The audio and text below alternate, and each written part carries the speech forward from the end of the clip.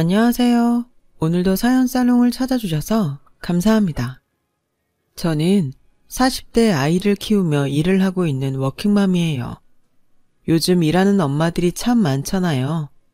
저는 일도 하지만 아이를 혼자 키우고 있기에 가장의 무게도 짊어지고 있어요. 주변에서는 이런 저를 보며 되게 안쓰러운 듯 아유 힘들겠네. 여자 혼자 일하면서 애까지 키우고 라고 저를 측은하게 보시는 분들도 계신데 저는 이혼하기 전에 비하면 지금은 100배, 아니 1000배는 행복하고 또 경제적으로 자유롭기에 그런 말을 들을 때면 도리어 행복하다고 말하고 있어요. 그만큼 저의 결혼 생활은 최악이었거든요. 저에겐 잊지 못할 상처라 이혼 직후에도 제 얘기는 하고 싶지 않았어요. 그런데 지금은 사정이 많이 바뀐 것은 물론이고 얼마 전 10년 묵은 채증이 씻겨 내려갈 정도로 시원한 일이 있어서 그냥 넘어가기 아쉬운 마음에 이렇게 사연을 써봐요. 우선 결혼 전 남편과 만났을 때부터 이야기를 시작해 볼게요. 저는 남편과 회사에서 만났어요. 제가 선임이었고 남편은 신입사원이었죠. 그렇다고 남편이 연하였던 건 아니었어요. 대학을 3년 늦게 들어간 삼수생이었고 또 군대를 다녀와 회사 취업이 늦었던 것이었죠. 그래서 저는 남편보다 4살이 어린데 대리의 직함을 달고 있었어요. 남편은 신입사원으로 제가 교육을 맡아 해주게 되면서 인연이 시작되었고요. 게다가 당시 저희 팀에서 중요한 프로젝트를 준비하고 있어서 저와 남편은 야근을 밥 먹듯 했죠. 가끔은 주말에도 나와 일을 하는 경우도 있어서 상대적으로 함께하는 시간이 많다 보니 젊은 남녀 간에 이성적인 감정이 피어나게 되었어요. 남편은 성격도 서글서글하고 또 세심한 면이 있어서 덤벙거리는 저를 잘 챙겨줬고 말도 다정하게 하는 편이라 남편이 고백해왔을 때 이런 남자라면 사귀어도 괜찮겠다고 생각했어요. 그런데 제 친구들은 제가 직급이 남편보다 높다 보니 남편과 사귀게 되면 은근 공과 사 구별이 어려울 거고 또 저보다 직급도 낮고 연봉도 낮기 때문에 그런 걸로 피곤한 일이 생길 수 있다고 신중하라고 저를 말렸는데요. 워낙 좋으면 앞뒤 보지 않는 성격이라 어느 정도 고민은 해봤지만 남편이 좋았기에 사귀기로 했어요. 다행히 주변의 우려와는 달리 남편은 어떤 자격지심도 없이 저를 똑같이 대했죠. 2년의 사내 연애 끝에 남편에게 청혼을 받았을 때 저는 이런 남자와 평생을 함께하게 된 건 행운이다 라고 생각하며 기쁘게 남편의 청혼을 받았는데요. 문제는 여지없이 남편의 부모님께 인사를 드리러 가면서 시작되었어요. 워낙 주변에서 결혼 준비하면서 싸우는 사람들을 많이 봐서 내심 걱정을 하고 있었는데 저에게도 넘어야 할 산이 있긴 했던 거였죠. 그 산은 바로 저의 직장이었어요. 남편의 어머니는 그렇게 나이가 많지는 않으셨는데도 옛날 사고방식을 많이 갖고 계셨거든요. 특히 여자는 결혼하면 집에서 살림하며 남편을 내조해야 한다는 생각이 강하셨어요. 그래서 저를 처음 봤을 때부터 시어머니는 저에게 결혼하면 당연히 다니던 직장은 그만둘 거지? 라고 물으셨고 저는 그럴 생각이 없었기에 잠시 주춤하다 아니라고 대답을 드렸는데 그 순간부터 저와 시어머니의 사이는 평행선을 달리기 시작했어요. 아니, 여자가 결혼하면 당연히 집에서 살림을 하고 남편을 보필해야지. 무슨 소리야? 너 우리 애가 너보다 월급이 적다고 지금 무시하는 거니? 네? 그럴 리가요. 저는 그냥 지금 하는 일이 좋아서 아이 생기기 전까지는 다니고 싶어서 그렇게 말씀드린 거예요. 참나, 결혼 전이면 몰라도 결혼했으면 여자는 몸가짐을 바르게 해야 하는 거야. 어디 밖에서 구르다 애 생기면 그만두겠다니. 그러다 애 늦게 생기면 그땐 뭐 계속 다니겠다는 거야? 초면인데도 저에게 화를 내는 시어머니를 보며 놀랐고 당황해서 더 이상 말을 잇지 못했어요. 그저 남편만 물끄러미 쳐다봤는데 남편은 이 상황을 예상이라도 한 듯 별 표정 없이 앉아있더라고요. 저는 혼란스러워서 이 결혼을 해도 되는 건가 생각하고 있는데 한풀 꺾인 듯 시어머니는 저를 회유하며 다시 말씀을 이어가셨어요. 네가 지금 회사에서 우리 애보다 직급이 높다고 아쉬워서 그런가 본데 입장을 바꿔서 생각해봐라. 남편인데 아내보다 직급이 낮으면 남자가 기가 살겠니? 옛날부터 여자들은 결혼하면 바로바로 다니던 직장 그만두고 그랬어. 게다가 남편이랑 같은 회사에서 부하 직원으로 부리면 집에서도 당연히 남편을 부하대하듯 할 수 있고 그건 못 쓰는 거야. 그냥 너는 결혼하면 직장 그만두고 집에 들어 앉아서 쉬면서 살림하고 애 가질 준비나 해라. 알겠지? 저는 마치 그렇게 하기로 결정이 지어지는 분위기가 싫어 대뜸 그렇게 하기는 힘들다고 말씀드렸어요. 물론 초면이라 정색을 하며 말할 수는 없었고 최대한 예의를 갖춰 돌려서 좋게 이야기를 했는데 시어머니의 얼굴은 그저 못마땅한 얼굴이었어요. 어머님이 뭘 걱정하시는지 잘 알겠어요. 저 동우 씨 무시하거나 그러지 않을게요. 저 공사 구분 잘하고요. 남편이 일 잘할 수 있도록 최대한 도울 거니까 직장은 계속 다니게 해주세요. 돕는다고? 내 아들이 어디 모자라니? 너 도움 안 받아도 우리 애는 승승장구할 수 있어. 듣자 하니까 너 어른한테 예의가 없구나. 이쯤 되니까 저는 시어머니와 대화가 통하지 않는다는 것을 알게 되었고 여기서 물러나면 평생 이런 관계로 살아야 한다는 생각에 저도 고집을 부리며 버텼어요. 남편은 이대로 가면 제가 결혼도 하지 않겠다고 나을 것 같았는지 어느 날 점심을 먹는데 이렇게 말하더군요. 요즘 우리 엄마 때문에 힘들지? 자기가 이해해줘. 워낙 사고가 옛날 사람이라 그래. 외갓집이 워낙에 남녀 구분을 하는 분위기였거든. 내가 잘 말씀드릴 테니까 자기는 걱정하지 마. 대신 자기도 아이 생기면 그땐 생각해 볼 수 있다고 했으니까 엄마한테 아이 생기기 전까지만이라고 얘기하려고 하는데 그건 괜찮지? 물론 자기가 일하는 거 좋아해서 그러고 싶지 않다는 건 알지만 애가 생기면 애도 중요하잖아. 남의 손에 맡기는 건 나도 좀 싫고. 저는 남편의 말에 고개를 끄덕였어요. 일이 좋긴 하지만 아이가 생기면 아쉽지만 어쩔 수 없다고 생각했던 부분이었거든요. 그리고 저는 다행히 친정이 꽤 잘 사는 편이라 제가 직장을 그만둔다고 해서 친정 부모님이 아쉬워할 부분도 없었어요. 그래서 한결 가벼워진 마음으로 결혼 준비를 하는데 시어머니는 저에게 직장을 그만두라고 하시면서도 은근 저희 집에는 바라는 것이 많아 제가 기분이 썩 좋지는 않았어요.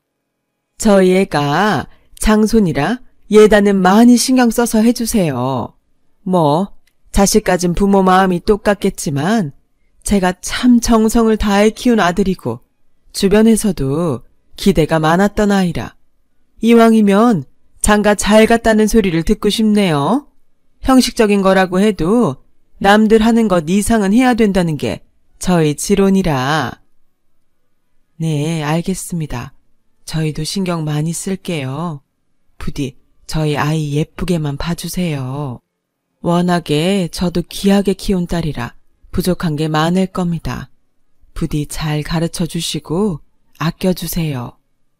그럼요. 걱정하지 마세요. 결혼하면 이제 저희 식구인걸요. 사부인가 이렇게 말이 통하니 제가 참 복이 많습니다. 저희 부모님은 워낙 당신들이 여유가 있어서 시어머니가 바라는 것에 이렇듯 별로 개의치 않으셨어요. 그저 시집갈 제가 시어머니에게 책 잡힐 일만 없으면 된다는 생각뿐이셨죠. 하지만 시어머니는 당신의 바라는 대로 판이 돌아가자 기뻐하는 것이 역력했고 저는 마음이 그렇게 넓지 못해서인지 그런 모습에 부하가 슬슬 치밀었어요. 그래서 저도 시어머니에게 이런 말씀을 드렸네요.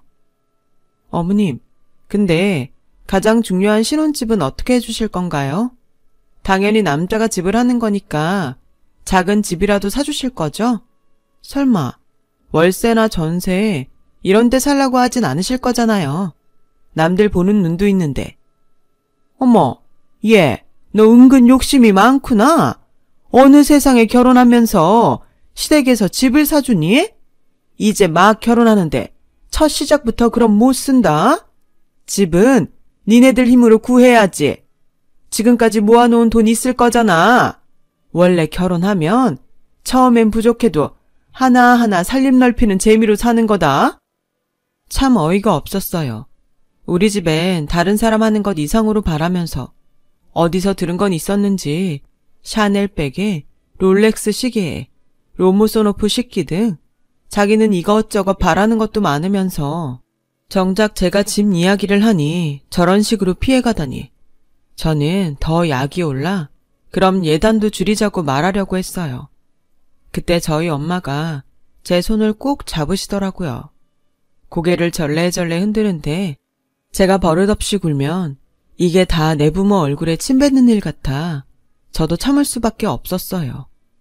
그리고 월세고 전세고 원하는 곳은 집값이 너무 비싸서 엄두가 나지 않자 결국엔 신혼집도 저희 친정 부모님이 도와주셔서 마련하게 되었고 그 사실을 남편에게 전해들은 시어머니는 별 말을 하지 않으시며 그저 당신 아들이 잘나서 당신 아들을 사위로 삼고 싶어 저희 부모님이 그런다고 생각하시는 듯 오히려 더욱 어깨에 힘을 주는데 이런 말을 하긴 좀 그렇지만 재수가 없었어요. 그런데 시어머니는 제가 이런 마음을 갖고 있건 말건 당신은 신경 쓰지 않는 듯 결혼 준비하는 내내 간섭을 하는 거예요. 중간에서 남편은 이러다 결혼이 엎어지는 것은 아닐까 노심초사했는데 그땐 제가 남편을 많이 좋아했을 때라 그런 모습도 짠해지더라고요. 내키진 않았지만 내가 참으면 되는 걸 하며 그냥 넘어간 적이 많았어요. 저희 친정에 비해 시댁은 사실 경제적으로 그리 넉넉하진 않았거든요. 나이도 적지 않으신데 아직 월세를 살 정도면 말 다 했죠. 저는 평소 사람을 절대 무시하지 않아요. 저희 부모님도 없이 시작했다가 성공하신 케이스라 절대 그러면 안 된다고 배우면서 컸고요. 그런데 없으면 없는 대로 살면 될 것을 욕심은 많아 하나하나 뭘 그리도 바라니 저는 도리 예의 이런 거 운운하면서 속물처럼 바라는 시어머니의 모습이 영 꼴보기 싫었어요. 그래서 결혼 초 남들은 다 걸린다는 착한 며느리병과는 다르게 시어머니 알레르기가 생겼죠. 신혼생활을 하면서 최대한 시어머니와 부딪히고 싶지 않았는데 신혼여행을 다녀오고 얼마 후 아이가 저희 부부를 찾아왔어요. 어머, 손주라니 너무 기쁘다.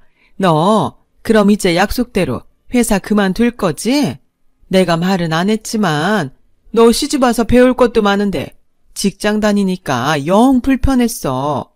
며느리가 며느리 도리를 하고 살아야 하는데 그래서 하늘에 있는 조상님이 너 빨리 회사 그만두라고 애를 점지해 주셨나 보다. 안 그래요, 여보?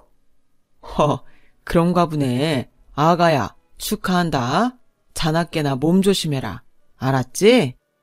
직장 그만두면 얘가 뭔 걱정이 있어요. 너 내일 바로 사표 쓸 거지? 누구보다 좋아해야 할 아이 소식인데 저는 어쩐지 남 좋은 일만 시킨 것 같은 기분에 마음이 좋지 않았어요. 하지만 아이는 아무런 죄가 없고 또 아이를 위해서는 제가 직장을 그만두는 것이 맞다는 판단이 들어 저는 회사에 사표를 냈고 집에서 살림을 하게 되었습니다. 시어머니가 점심때면 늘 집에 찾아오셔서 여간 불편한 일이 아니었어요. 얘, 너 잘 들어. 나는 우리 애 아침에 뜨끈한 밥이랑 국 해서 먹여보냈다. 괜히 임신해서 힘들다고 대충 먹여보내면 안 되는 거야. 그리고 내가 이런 말을 할까 말까 망설였는데 난 돈이 없어서 니들 신혼집 안 해준 거 아니다. 괜히 친정에서 집 해줬다고? 우리 애 무시하면 나 가만히 있지 않을 거니까 조심해. 니네 부모님도 마찬가지야. 결혼할 때 돈 좀 썼다고 우리보다 더 잘 사는 듯 고개 빳빳이 세우고 그럼 안 되는 거야. 어머님, 말씀이 좀... 저희 부모님 그러실 분 아니세요. 저희가 힘들어하니까 도와주신 건데. 누가 뭐라니?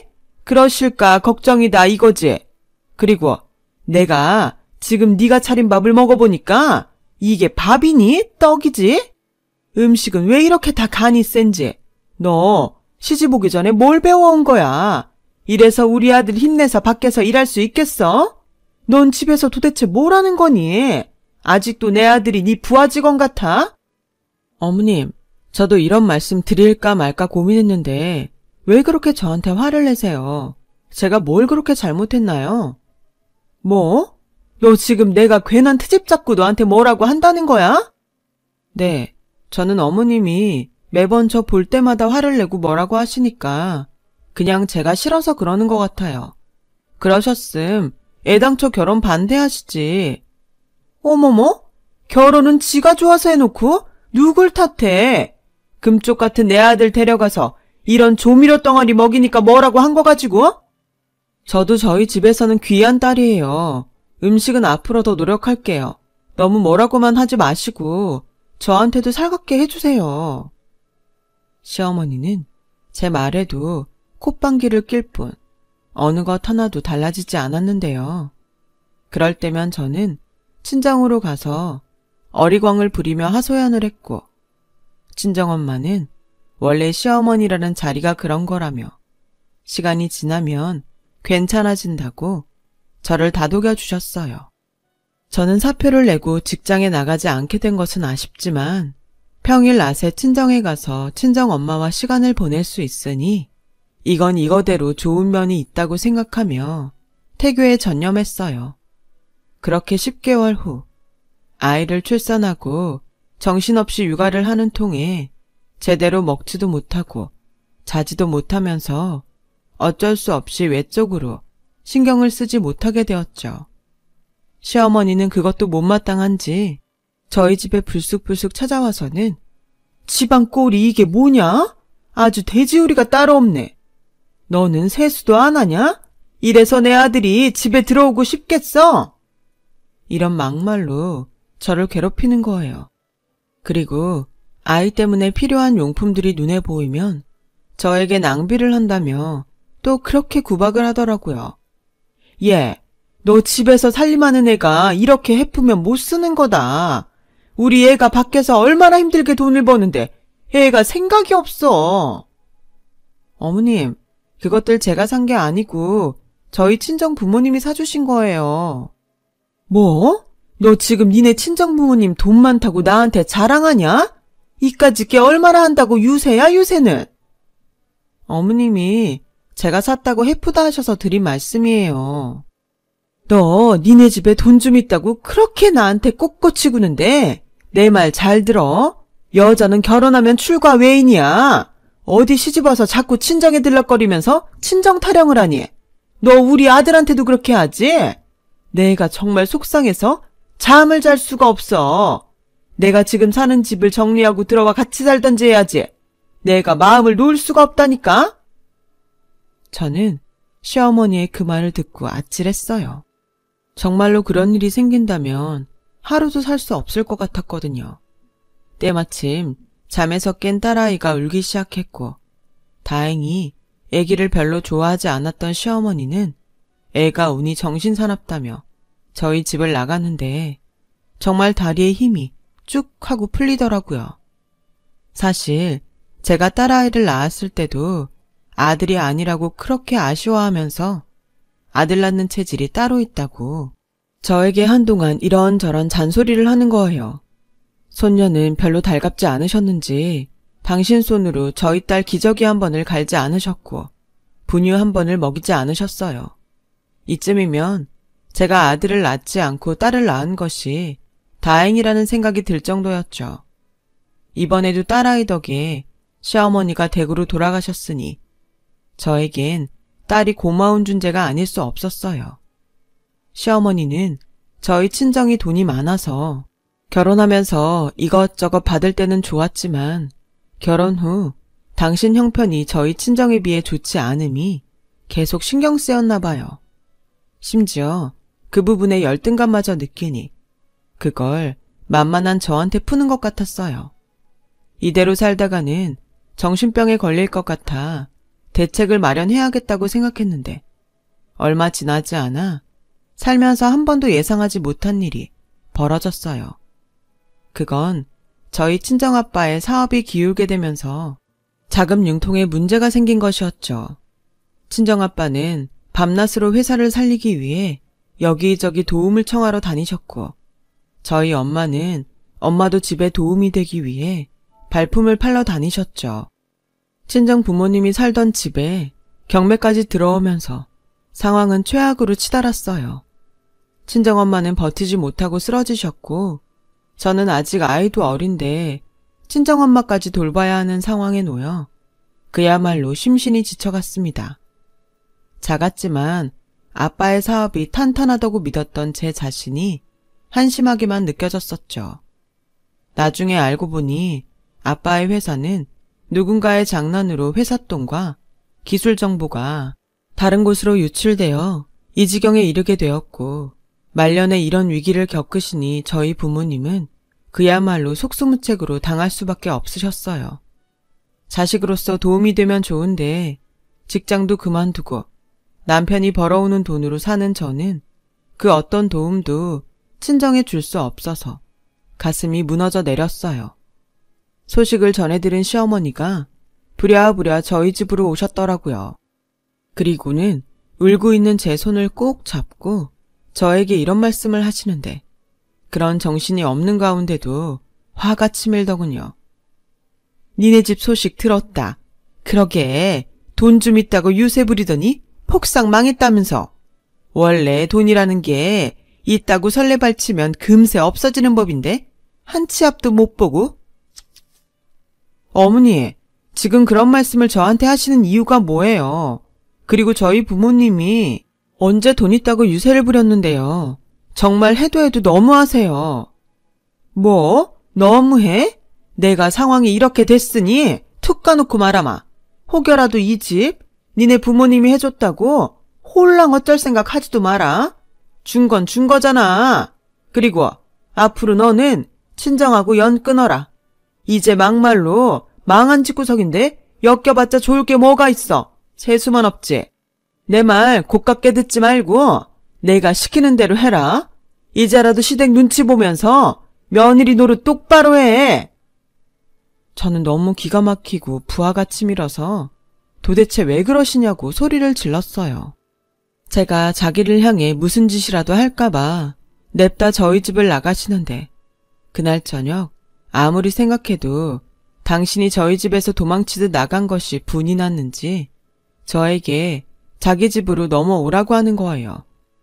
저는 이상한 말을 할 것이 분명하기에 싫다고 거절했고 시어머니는 또 한 번 그 길로 저희 집에 들이닥쳤더라고요. 도착한 시어머니는 혼자가 아니셨고 시아버지와 함께 오셨는데 곧이어 남편도 퇴근하고 집에 와 자리에 앉더군요. 남편은 이미 자기 어머니의 연락을 받고 온 듯 보였어요. 내가 정말 이렇게까지는 하지 않으려고 했는데 어쩔 수가 없다. 너 우리 아들이랑 이혼해. 뭐라고요? 내가 다니는 용한 점집이 있어. 원래부터 니네 궁합이 별로였는데 니들이 좋다고 하니 그냥 넘겼거든. 근데 이번에 찾아가 물으니 네가 재수가 없단다. 니네 집 망한 것도 네가 기가 너무 세서 그런 거래. 널 계속 우리 집에 데리고 있으면 그 화가 결국 우리한테로 옮겨온다니 어쩌겠니? 우리까지 망할 수 없잖아. 그걸 지금 말이라고 하세요? 그리고 시댁이 망할 뭐가 있긴 해요? 은주 아빠, 무슨 말이라도 해봐. 미안해. 나도 좀 지친다. 뭐? 요즘 나랑 당신 부부라고 뭐 있긴 하니? 당신은 애나 보고 나 잘 챙겨주지도 않고 게다가 처갓집 저렇게 되고 당신 눈치 보는 것도 힘들고 나 미안하지만 헤어지고 싶어. 들었지? 내 아들도 이젠 너 싫대. 그러니 너는 애 데리고 이 집에서 나가라. 제가 왜 나가요? 나가려면 이 사람이 나가야죠. 이 집 저희 부모님이 해주신 집이잖아요. 말은 똑바로 해야지. 여태 누구 덕에 먹고 살았니? 너 결혼하고 곧장 애 생겨서 직장 그만뒀잖아. 여태 공짜로 먹고 놀았으면 너도 염치라는 것이 있어야지. 어차피 이 집 명의도 우리 아들 앞으로 되어 있잖아. 싫으면 뭐 법으로 해보든가. 우리나라가 이래서 명의가 중요한 거야. 서류 정리도 우리 쪽에서 할 테니 넌 도장이나 찍어. 알겠니? 순순하게 협조하면 내 돈 100만 원은 기부하는 셈 치고 내주마. 사실 저희 부모님이 남편 기 살려주겠다고 집을 장만해 주시면서 남편 앞으로 명의만 해주지 않으셨으면 이럴 일이 없었는데 그러면 안 되지만 상황이 이렇게 되니 저도 저희 부모님이 원망스럽더라고요. 그리고 저는 거의 쫓겨나듯 아이와 함께 집을 나오게 되었고 언젠가 복수하겠다는 독을 품고 그대로 경매 중인 친정으로 갔어요. 친정엄마는 몸져 누워있다가 연락도 없이 온 저를 보고 깜짝 놀라셨죠. 이혼을 강요받고 집도 뺏긴 채 쫓겨났다는 제 말에 혼절하다시피 하셨어요. 잠시 후 조금 기력을 차린 엄마가 저에게 장롱 속 엄마의 오래된 가방을 가져오라고 하셨어요. 이거 엄마가 모아놓은 비상금이야. 너 이거 가지고 가서 적당히 지날 곳 찾아봐. 그리고 엄마는 아는 사람 중에 유명한 변호사가 있으니까 그 집 되찾을 방법 없는지 엄마가 알아볼게. 엄마, 언제 이런 돈을 모았어? 그리고 내가 이 돈을 어떻게 써? 집도 곧 경매에 넘어갈 것 같다며. 얼마 안 돼. 차라리 그 돈이 많아서 네 아빠 도울 정도면 원이 없겠다. 서울은 힘들어도 서울 외곽은 그 돈이면 그래도 너랑 은주 지낼 곳은 찾을 수 있을 거야. 싫어. 내가 엄마 아빠를 두고 어떻게 그래. 우리 같이 있자.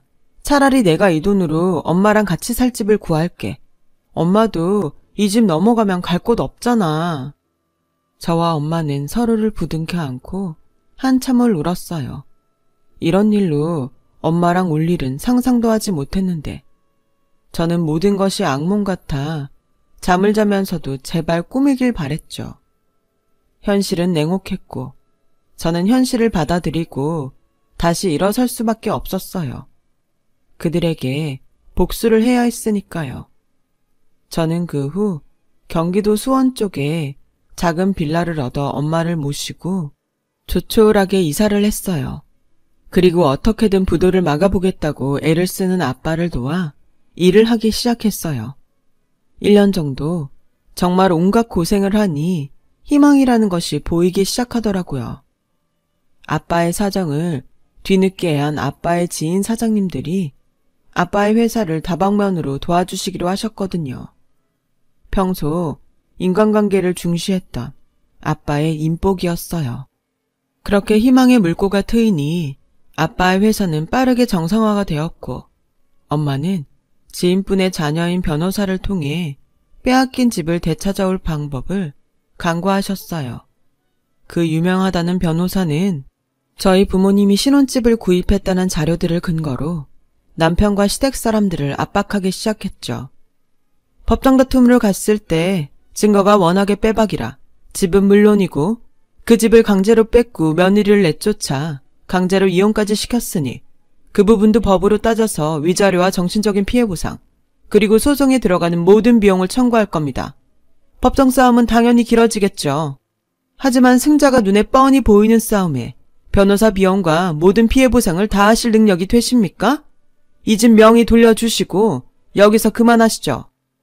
처음엔 법대로 하자며 큰소리쳤던 시어머니는 당신이 아무리 억지를 부려도 소용없다고 생각했는지 신혼집 명의를 돌려주겠다고 하더군요.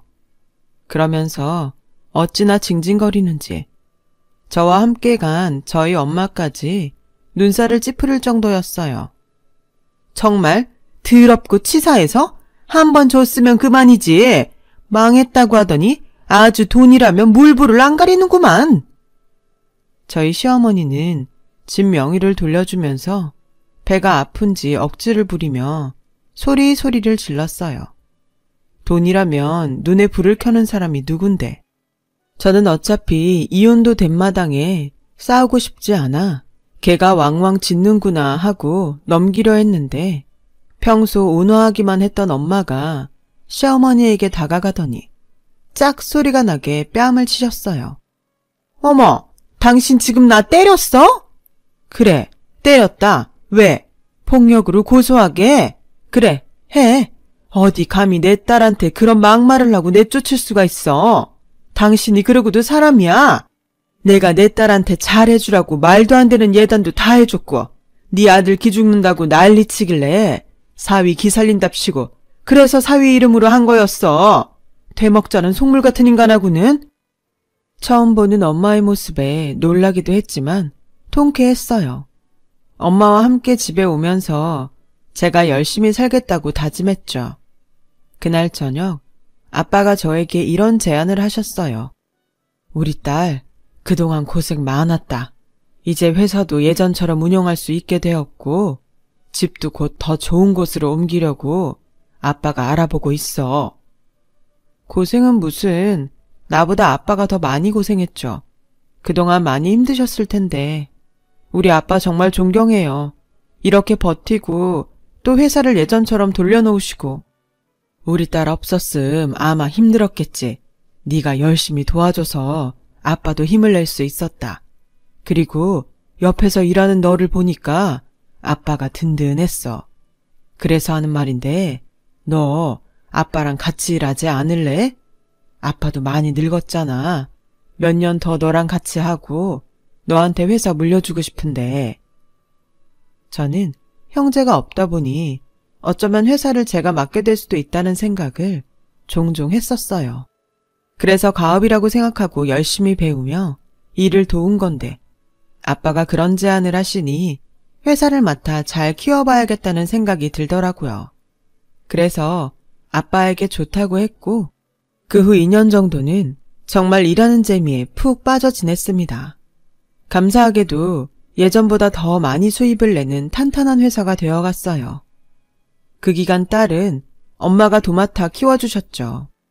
저는 수입이 생겨 조금씩 돈을 모아 자산이라 여겨지는 아파트를 두어 채 사두었어요.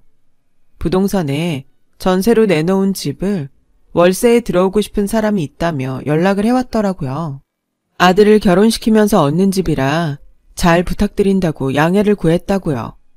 약속한 날짜에 도장을 가지고 부동산을 찾았고 주차할 곳이 없어 시간을 조금 지체하다 겨우 부동산에 도착했는데요. 세입자라는 사람을 본 순간 저는 그 자리에서 깜짝 놀라지 않을 수가 없었어요. 제 아파트에 월세로 들어오겠다고 한 사람이 글쎄 제 전남편이더라고요. 그 자리엔 시어머니도 함께 있었어요. 아무래도 시어머니가 남편을 새장가 보내면서 신혼집으로 제가 소유한 아파트를 월세로 얻어주는 모양이었어요. 물론 주인이 저인 줄은 까맣게 몰랐겠죠. 그리고 부동산에서 저를 보고 시어머니는 잠시 당황한 눈치를 보이더니 남편에게 자신의 새 며느리를 데리고 잠시 나가 있으라고 말했고 그때까지도 제가 부동산에 온 이유를 몰랐던 시어머니는 고개를 빳빳이 들고 저에게 왜? 집 뺏은 돈으로 너도 집어들려고 왔니? 재수없는 것. 뭐라고요? 지금 말 다 했어요? 그래, 다 했다. 내 아들은 너랑 헤어지고 교사랑 재혼한다. 거봐, 너 하나 없어지니 우리 집이 아주 활짝 폈어. 아, 그러세요? 그럼 활짝 피셨으니까 집 계약은 안 하셔도 되겠네요. 그렇죠? 뭐? 그게 무슨... 저기, 두 분이 아시는 사이세요? 이분이 집 주인이신데. 뭐라고요? 어떻게 그 고급 아파트 주인이 쟤일 수 있어요? 뭐가 잘못됐겠죠? 쟤네 폭삭 망했는데? 재수는 제가 아니라 아무래도 되게 아드님이 없으신 것 같아요. 저희 아빠 사업 잘 되고 있고 저도 그 회사에서 일하고 있거든요. 그래서 번 돈으로 아파트 사뒀는데 어떻게 하고 많은 아파트 중에 제 아파트를 고르셨어요. 뭐라고? 그럼 너 다시 일어난 거니? 그런 말 유치해서 싫고요. 아무튼 이 계약은 없던 걸로 하죠. 저 여자분도 전처가 주인인 집에 신혼집을 차리고 싶진 않을 거잖아요. 사장님, 이분한테 제 집이 어디에 있는지 알려주실래요? 괜히 다시 마음에 든다고 골랐는데 또 제 아파트면 곤란하잖아요. 저는 이만 가볼게요. 그리고 저 급하지 않은 거 아시죠? 세입자 아무나 소개해주지 마세요. 저는 인품 좋은 사람이랑 계약하고 싶어요. 네, 알죠 사장님. 아니 어떻게 이런 경우가 있나요? 제가 더 신경 쓰겠습니다. 아주머니, 다른 물건으로 보셔야겠네요. 지금 돈이 별로 넉넉치 않으니 빌라 전세는 어떠세요? 저는 얼굴이 마구잡이로 찌푸려지는 시어머니를 뒤로 하고 부동산을 나왔어요.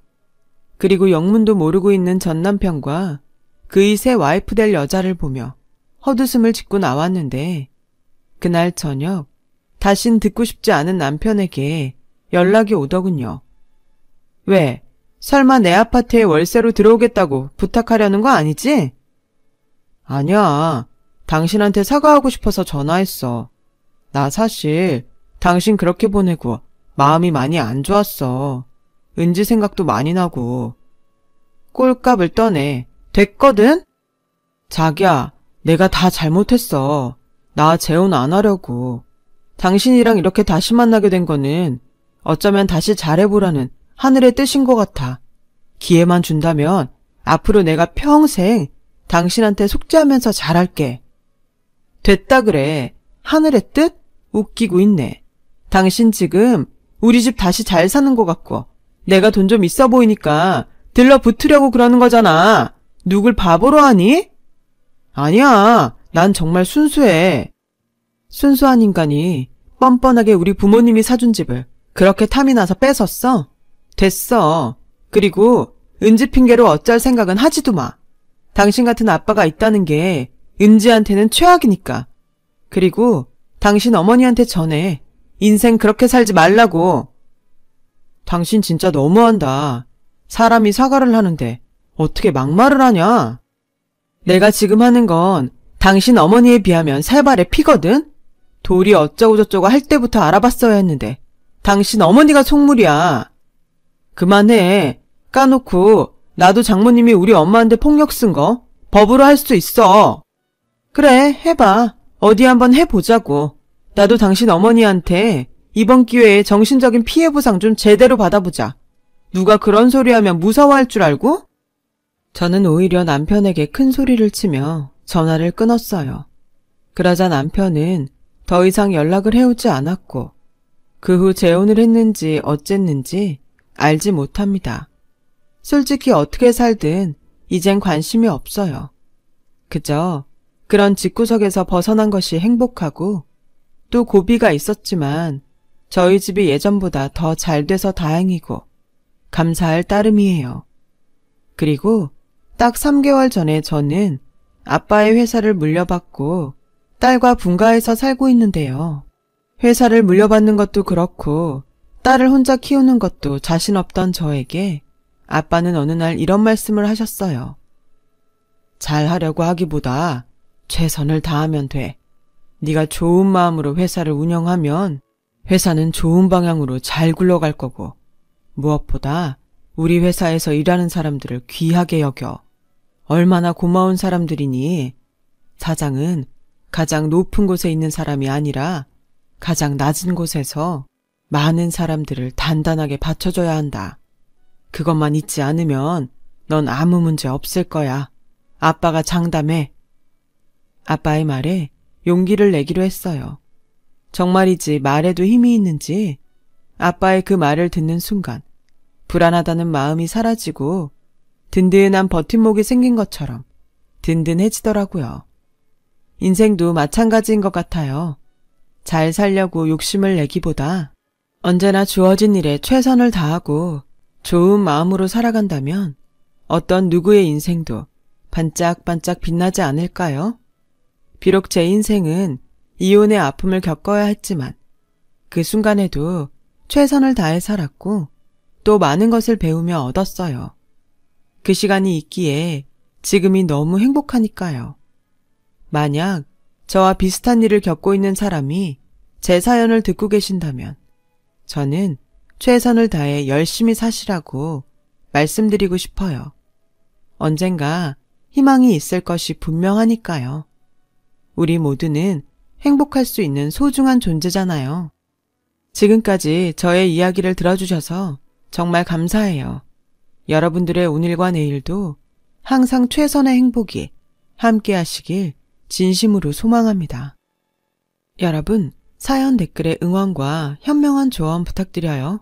좋아요와 구독은 저에게 큰 힘이 됩니다. 오늘도 좋은 일 가득하세요.